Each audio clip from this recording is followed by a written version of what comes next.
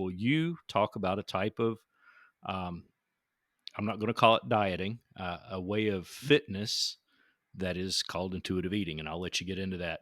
But after having discovered your podcast and your information, and now your app and everything, um, I'm down about 16 pounds in about 2.5 months, which, that's not huge for some people, but for me it is.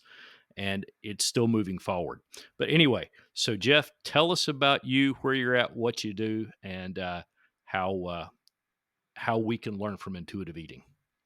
Yeah, sure. So I live in Houston, Texas, and I kind of wear a few different hats. So one of those is I'm a nutritionist and personal trainer, and I focus my work using this framework that we'll talk a little bit about called intuitive eating, which is significantly different than the typical fitness approach, the diet and exercise approach that most people are promoting now. It's certainly much different than a lot of your like low carb and keto things with rigid rules and restriction and those kinds of things, which we'll talk more about. And but in addition to that, I'm also a software engineer, which is kind of a weird mix of kind of geeky software engineering and then helping people unpack their relationship with food and working kind of in a counseling type of a role there. But as a software engineer, as you mentioned, I do have an app, and so I have merged kind of the two uh, passions that I have, which is I love both doing both kinds of work. And so I've created an app called the Non-Diet Companion,